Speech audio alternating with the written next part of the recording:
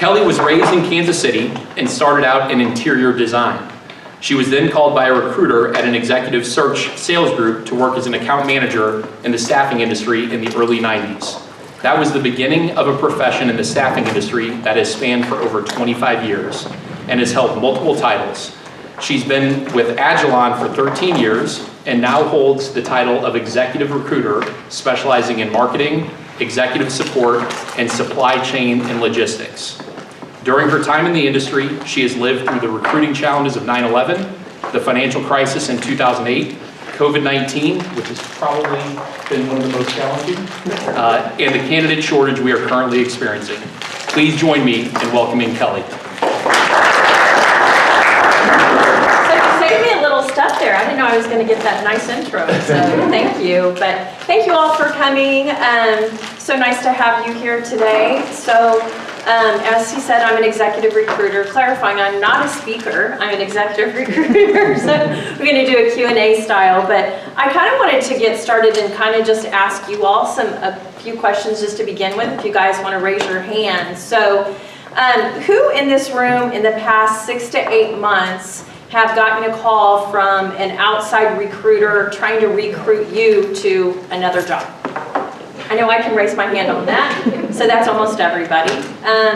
How many in this room in the past 6 to 8 months have lost a valued employee to another opportunity or to another employer? I'm raising my hand on that one as well. And then what's my last question here? Sorry, guys.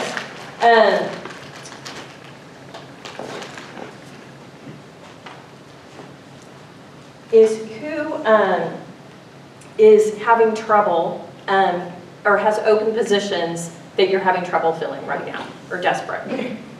Just about everybody. Okay.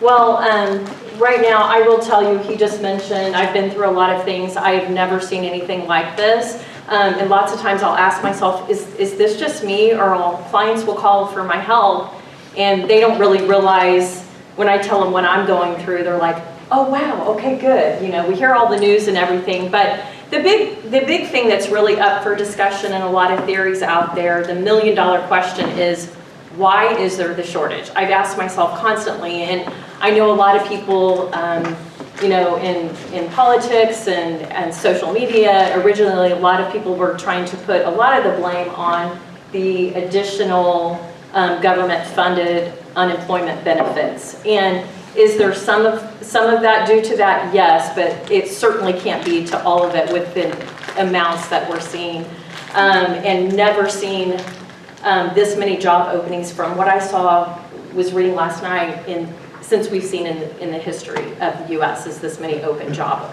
openings.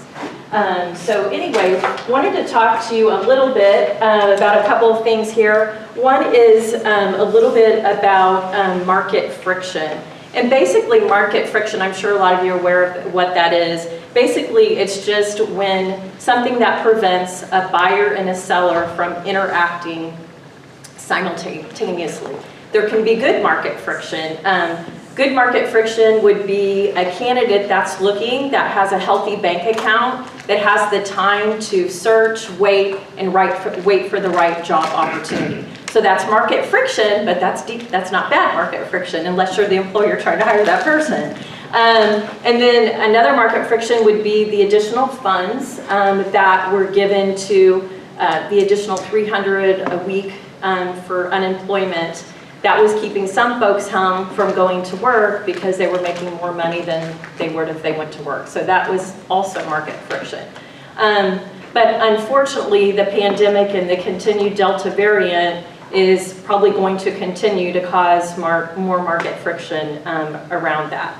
The other thing I wanted to talk about is a recent job seeker survey, again, getting to the fact of why is there so much of a shortage. And some of the statistics are saying that up to 20% of the folks that were sent home from the pandemic or that were home have not returned to work. And so there were three number one reasons why people haven't returned to work. The first one was just overall concern for the COVID-19. is maybe they've had a family member that has died from it. They're just worried that they'll bring home. They've got underlying health issues. And so therefore, they're not going to return to work right now because they're still concerned about the vaccine and getting it. The second number one reason people hadn't returned to work is just the demand of childcare.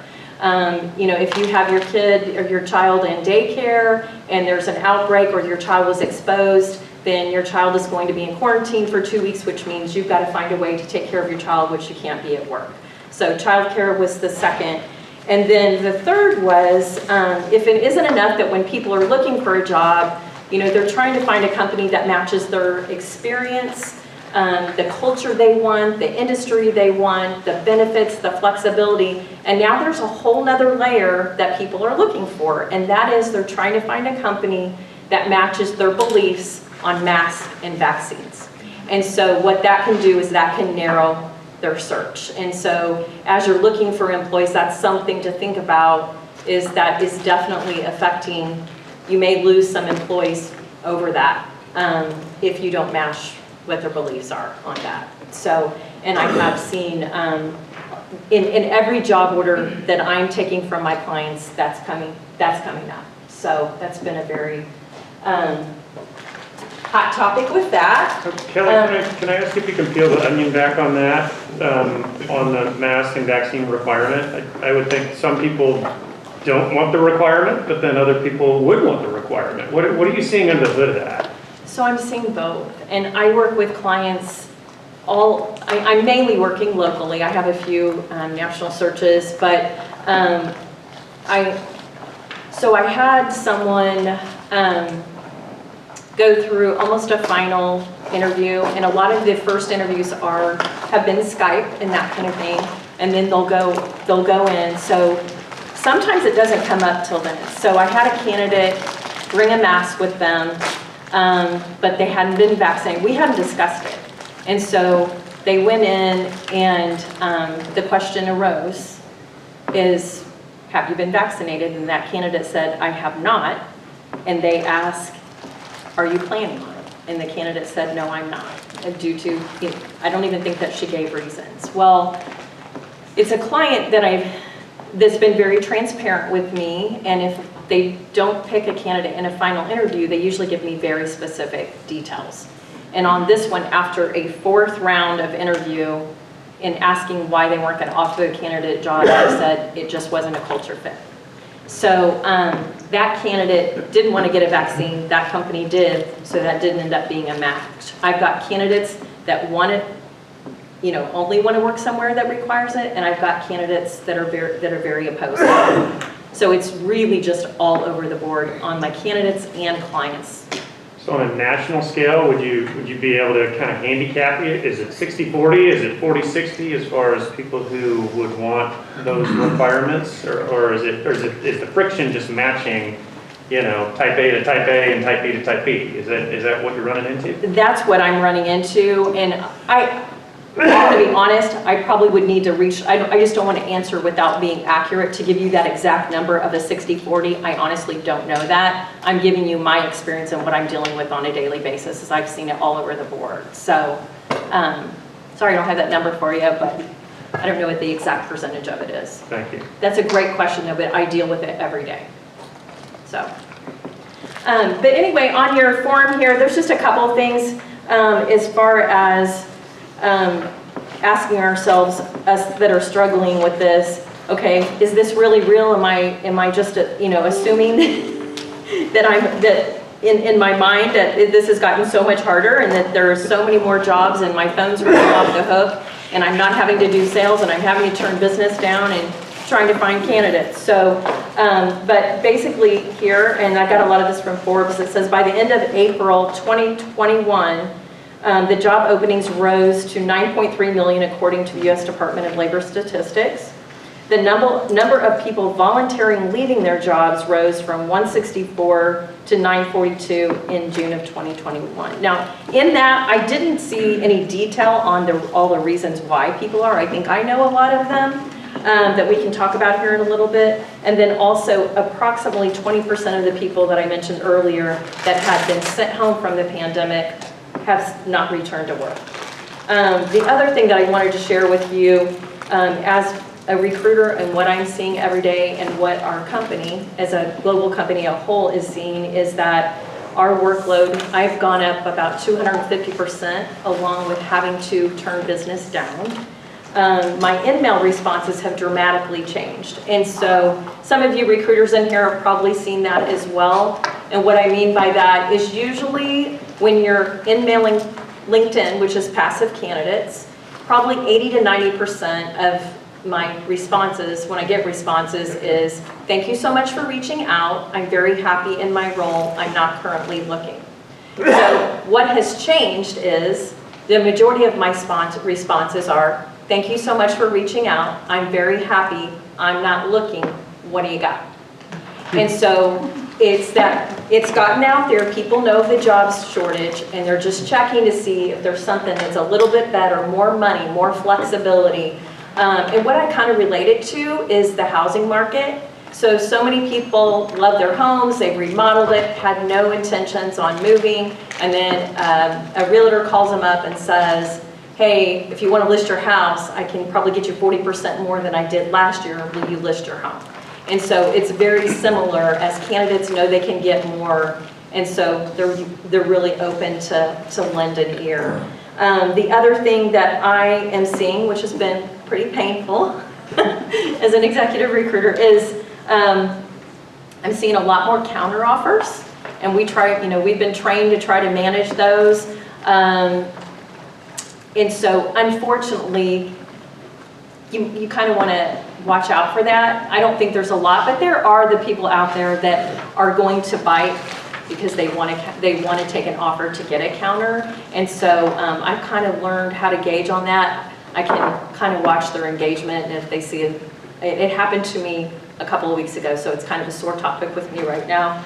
And then I've also had more people, you're walking through them, I've been doing this forever, and you're engaging and you're asking, what if you were to get this offer, would you accept? What would stop you from this offer? And you're having candidate control, and you're walking them to the very end, and you give them the offer and they turn it down because within 24 hours they've gotten another offer or 2 other offers.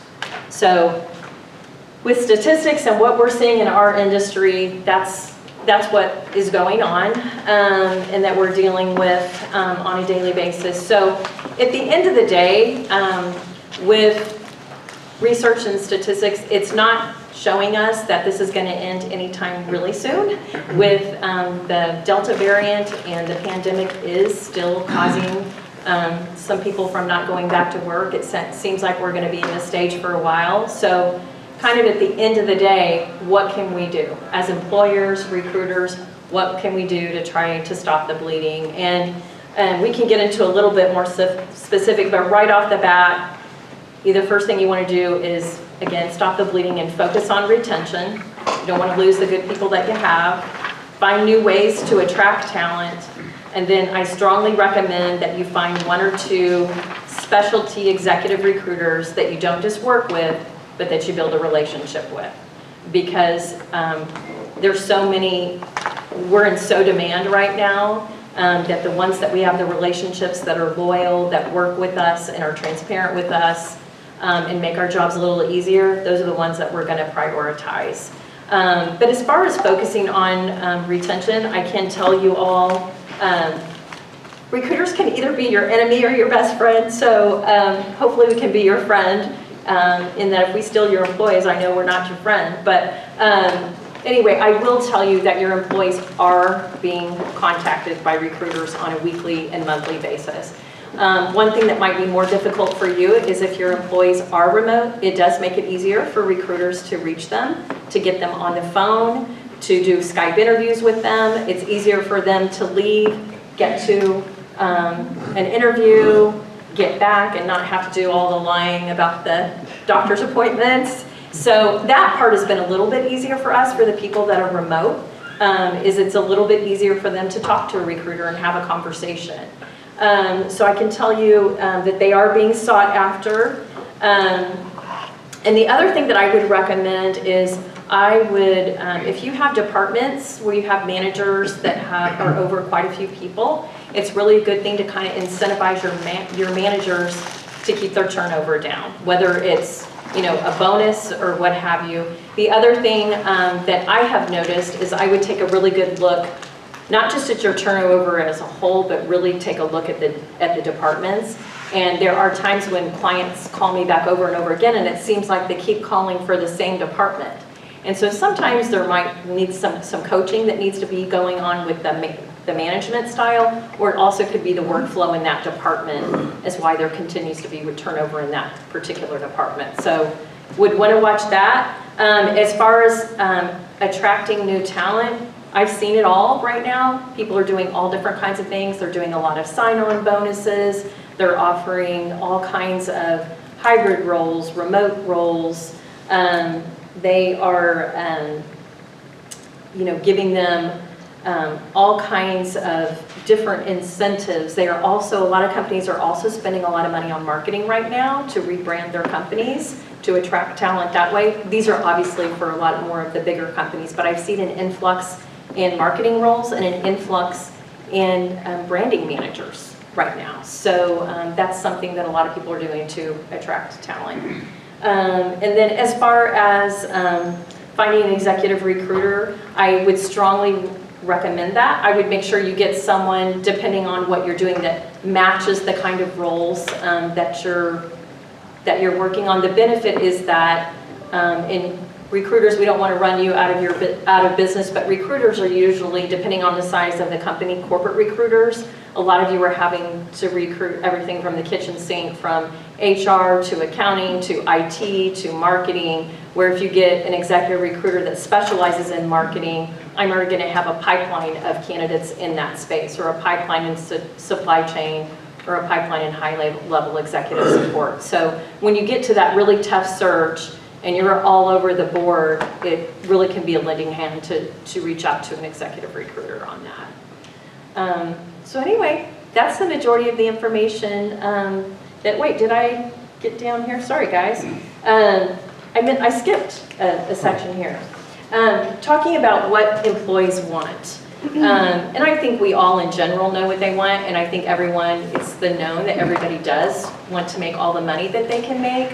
But I am talking to employees, candidates, all day long, every day, and I'm talking to the candidate that's at a job that might consider leaving, and the candidate that is maybe unemployed or looking to find something else. And 9 times out of 10, when they tell you they're happy, but they're willing to lend an ear, you find out some other hidden things. And as you pull the onion back and talk to them, sometimes candidates are not feeling appreciated, they're not feeling valued, they really want to feel like they're making a difference. And on the flip side, I've talked to candidates that are making several $100,000 and they want to leave because of what I just mentioned. But then there are the candidates that are truly being underpaid.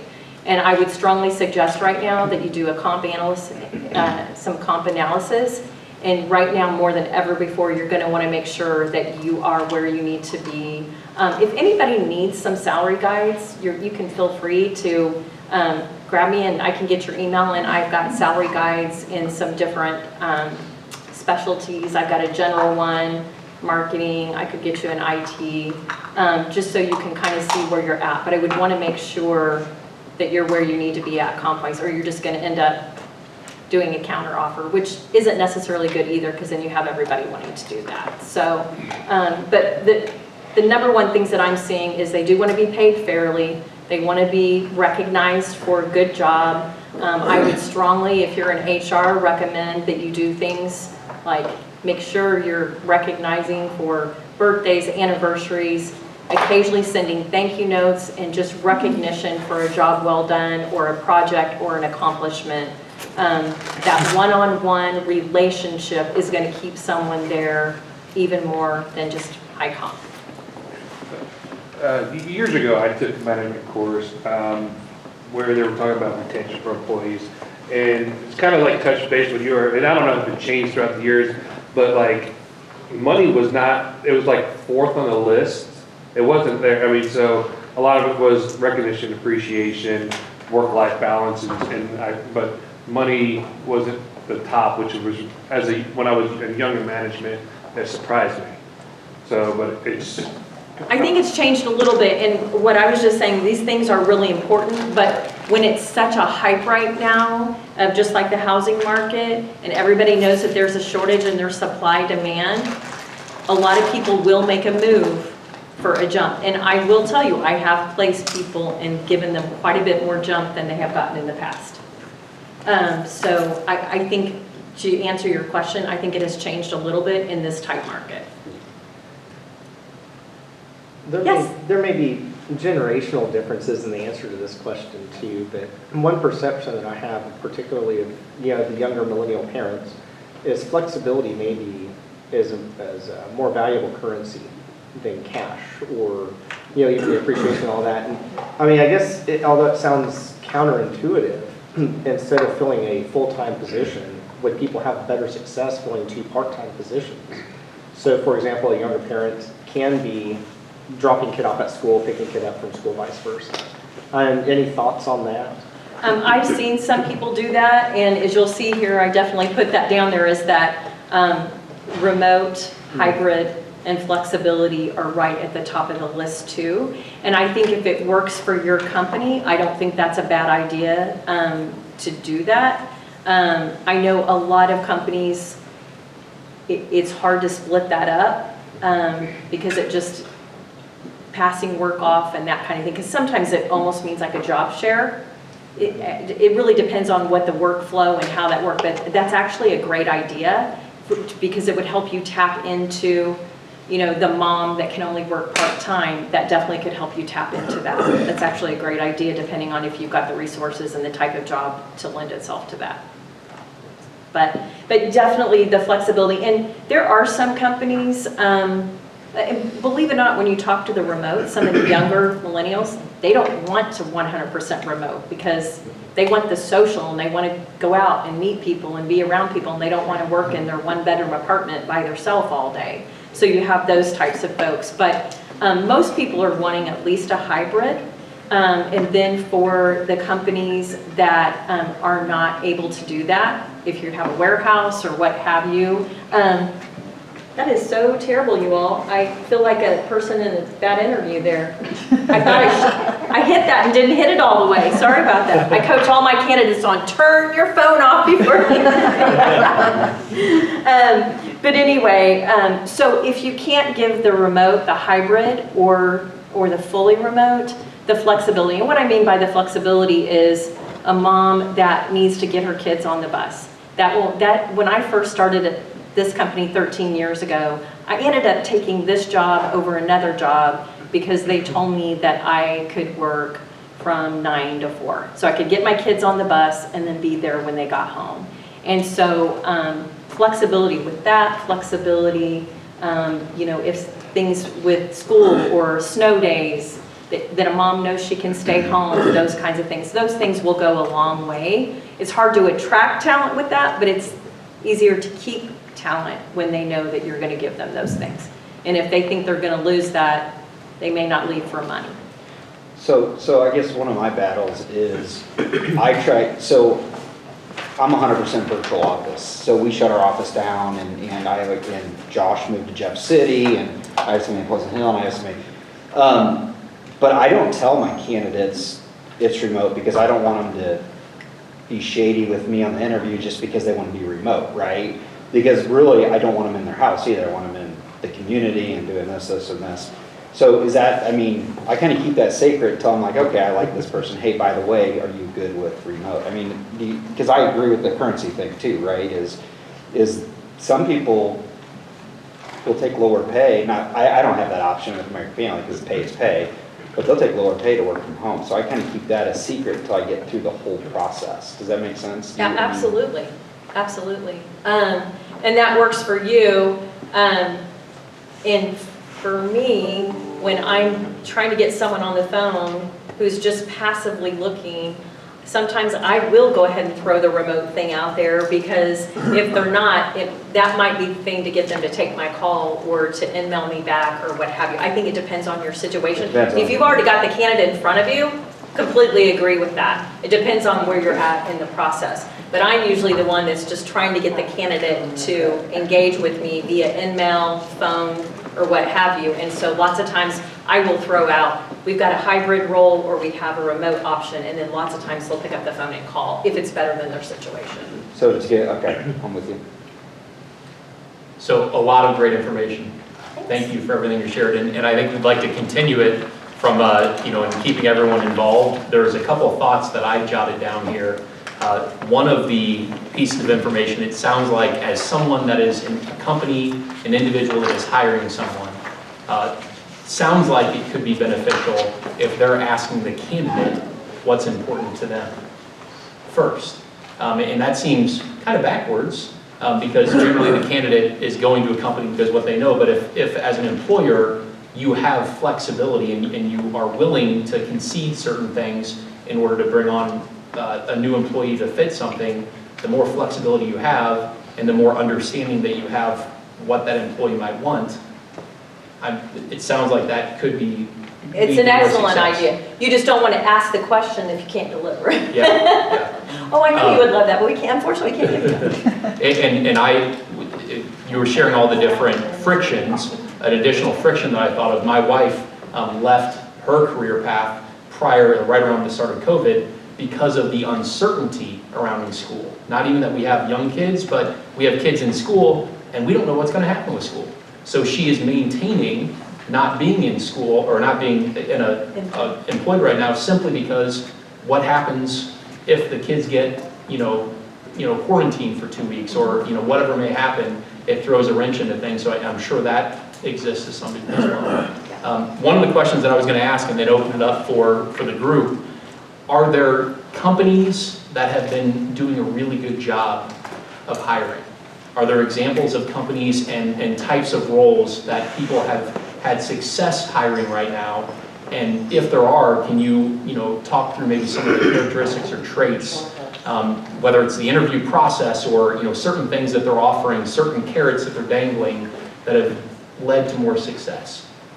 I will tell you part of that, and part of the answer is the people that are calling me, I'm sure they have had some success, but they're not having great success because they're calling me, if that makes sense. So, but anyway, I will say one of the things, whether you're using an executive recruiter or you're doing yourself, one of the key things in hiring, getting people hired, and I don't have any problem saying this because it's not confidential because we have an exclusive with them, but we solely work with Littler Mendelsohn Law Firm. They came from California. They moved here about 5 years ago, and my company hired all 300 of their openings, and I was in charge. I ramped up their whole marketing team and their HR team, and so we still exclusively work on them. And they have a huge team of recruiters, but they still use us.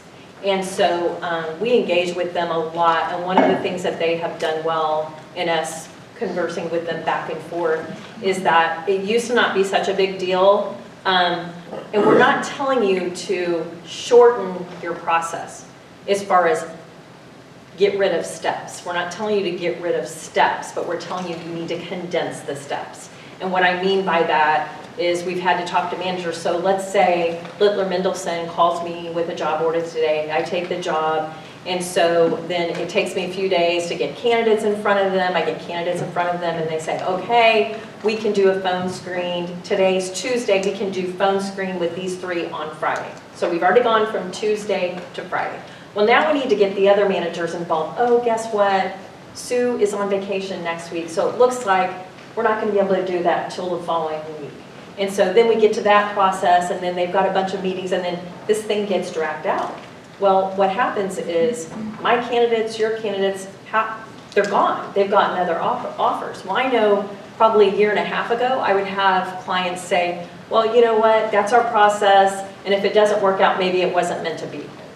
If you have that mentality in this market, you really are going to lose on good qualified candidates, and you may never get your jobs filled. So I would say condensing that time, and if there's someone that's going to be out of town, find someone else to interview, or find someone that if they're going to be out of town that they can hop on a Skype call or what have you. But if you stretch out that interview process and you've got 4 candidates in the loop, I guarantee you let 4 weeks go by and you might have one good one left. And it's probably not going to be your first pick.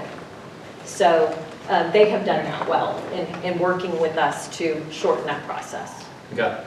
Perfect. Anyone have any questions? I've got several more on my list, but would love, John? So you're an executive recruiter, and I understand this may not be your area of expertise, but a lot of us might be looking at the intern world. What are you seeing in the intern world? Are salary requirements, if any, going up, or flexibility? I mean, what are you seeing out there right now with interns?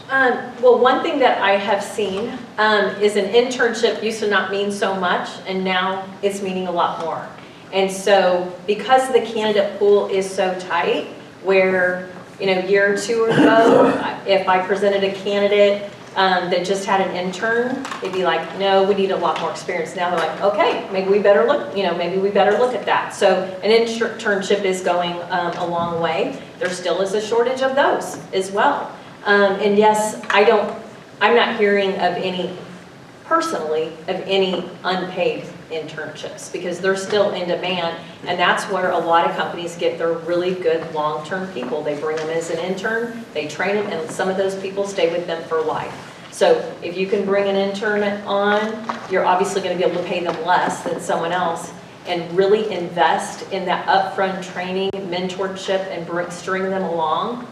I would say try to keep the interns and not let, you know, best you can, even if they're there and then they've got to go back and finish up school. If you can find a way to give them something part-time or have them do something remote, if there's someone that you really see value in, you think that they could be a good long-term candidate, I would definitely try to hold on to them. Or bring them, you know, go ahead and commit, what's your plans next summer? And go ahead and lock them up for the following summer if they've done a good job. I like that concept of sort of keep them with a project, even if it's not a full-time project, something they can do in their off time to sort of keep them engaged with you. I have done a lot of work with the Kauffman Foundation, Casey Scholars, and I had done some marketing work for them, and we were having a hard time, you know, finding someone. They needed someone part-time, and I ended up having a marketing student at U of A, and she worked about 8 to 10 hours a week from her dorm room managing their social websites. And she did such a great job. They offered her a full-time job when she got done, but she got so many other offers she didn't end up taking it. But she was able to manage her social media from her dorm while going to school. So there you go. Thank you. One of the, go right ahead. Are you seeing a trend where mature workers, old folks are more acceptable? Yeah, Daryl, Garrett, are more acceptable and also more looking to get back into the workforce or staying in longer? Yes. I can just very confidently There you go, answer Daryl. yes. And also with that, Anybody hard? also there's a lot of consulting opportunities. Depending on if you're in something specialized, we've seen our consulting business go way up too. You're going to pay a lot for that because they're not getting you know, benefits and that kind of thing. So your hourly outlay is going to be more for a consultant than it is just bringing on a full-time employee. But you're not paying in benefits and you're not committed if your business changes and you just need to end the gig. So I have a pipeline question. A pipeline question? Yeah, so keeping your pipeline full for future openings, how often do you touch them, or is that different nowadays? Like when I got here, I was talking to you about, unless you have an immediate opening, but I always try to keep that pipeline of, 10 to 15 people. Absolutely, and I do the same thing.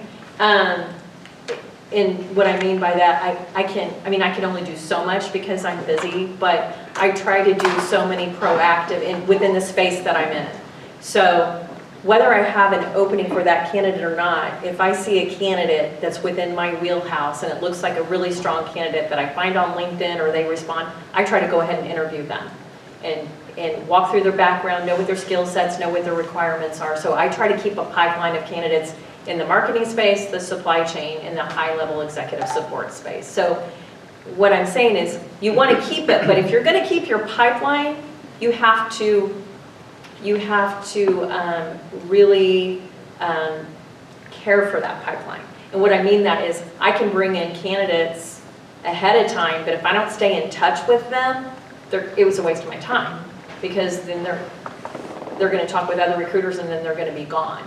But if you stay in touch with them and talk to them, you know, about opportunities and just kind of befriend them, I try to touch base, even if it's an in-mail message. I've got my spreadsheets of my different people in my different spaces, and I try to stay in touch with them.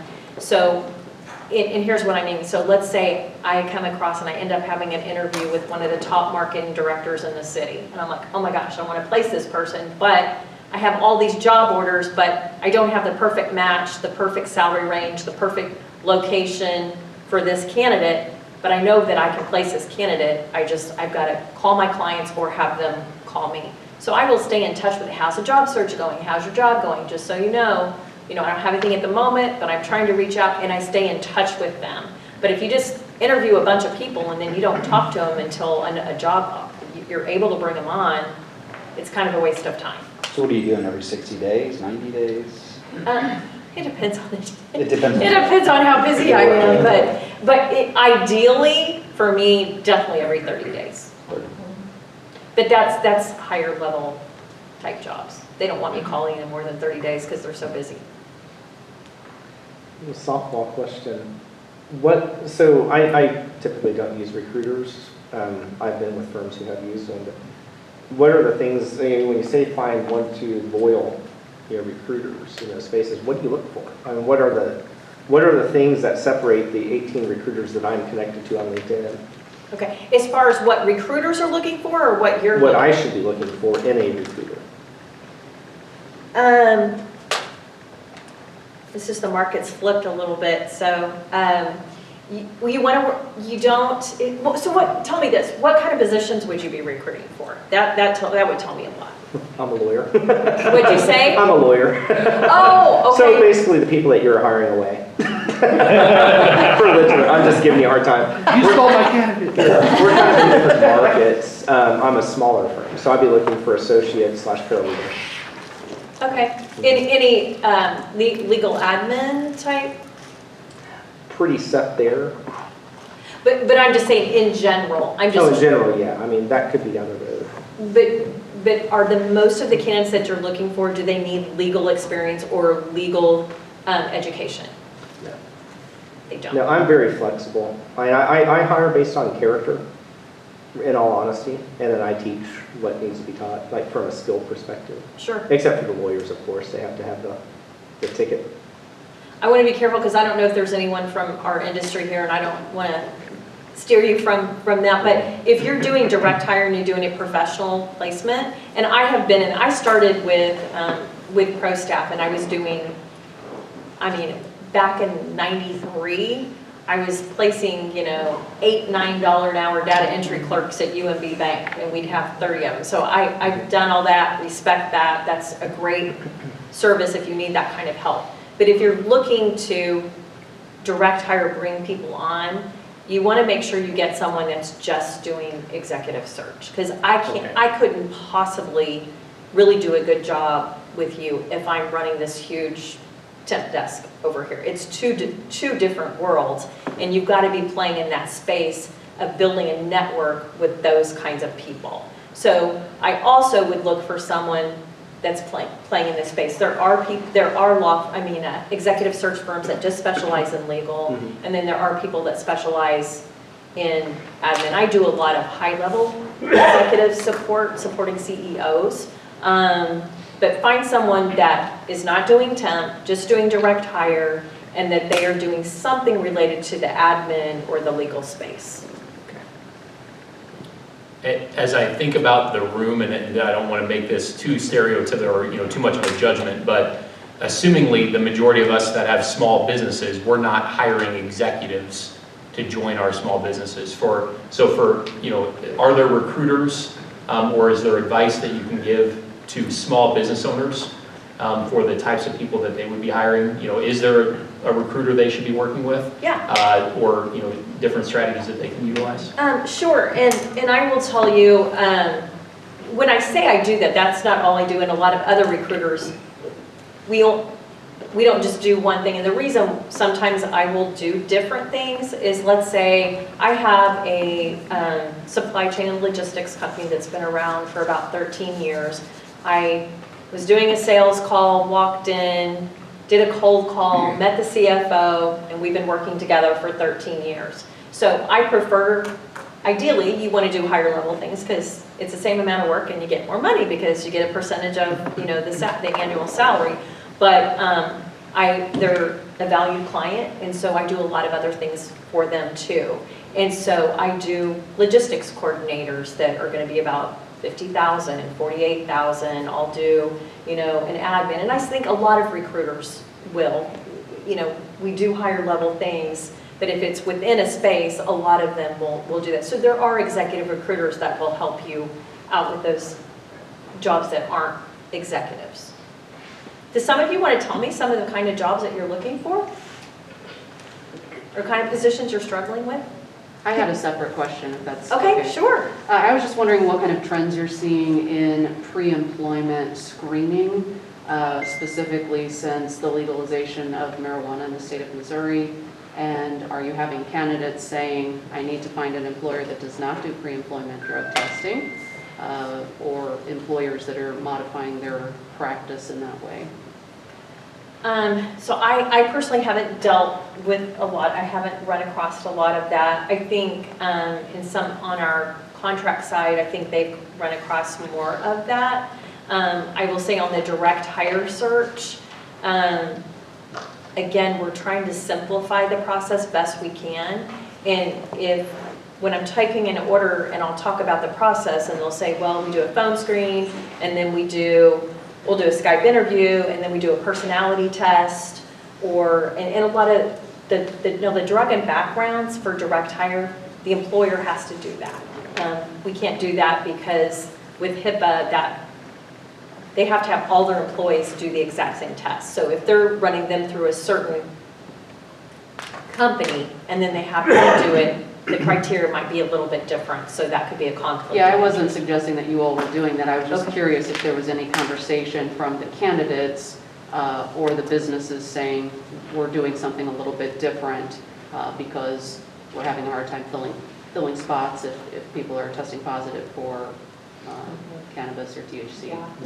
I'm so sorry that I can't answer that, but I haven't ran across any of that situation.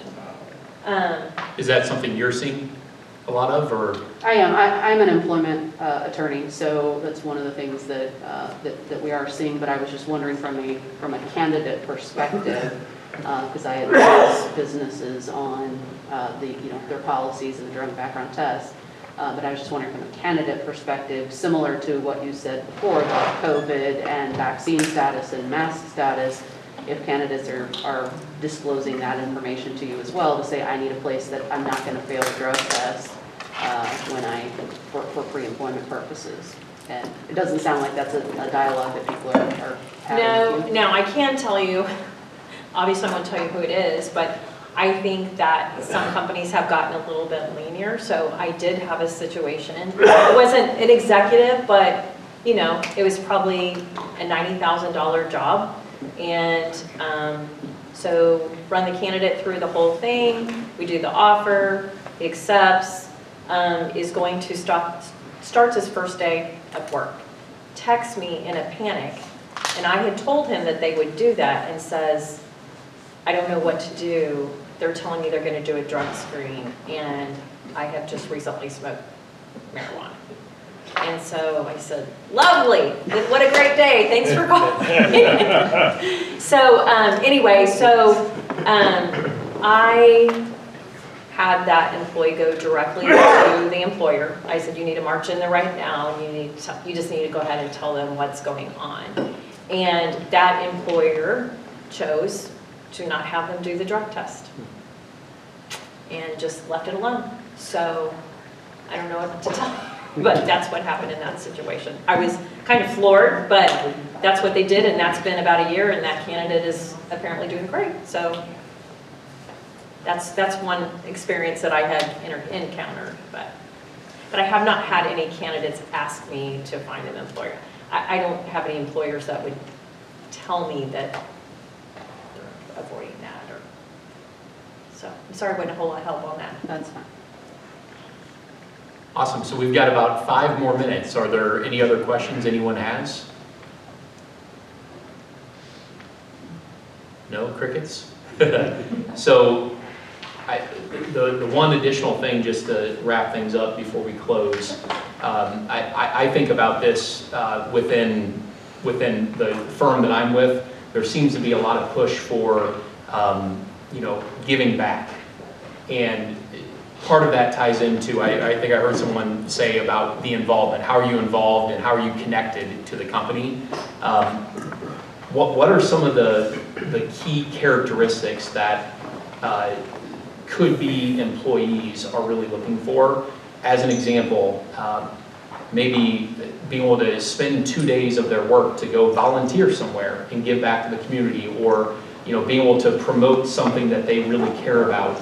We have a wonderful event here in Lee Summit called Wings for Water, right? But the ability to create something that you're creating impact, are there companies that are doing that, and is that something that you would recommend, or a way that you can share that or communicate that to possible employees in an interview? Absolutely, and my company, we're owned by Adecco, and that is something that my company rolled out last year, is they offered everyone an additional day, PTO day, and that day was to be dedicated to your charity of service for the day.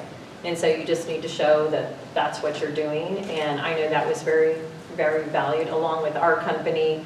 Probably, we do an annual golf tournament, and everything goes to Susan G. Komen. We raised I think we raised $10,000 this year. And it was our 8th annual, so we do that, and then we also go to an organization at Christmas time where we donate gifts and then help serve as underprivileged people come through and get free Christmas gifts for their children. So I think that's definitely a good thing. I see a lot of companies starting to do that. Like I said, our company has recently done that too. Awesome, perfect. Any parting messages you'd like to share before we end the presentation today? Hang in there.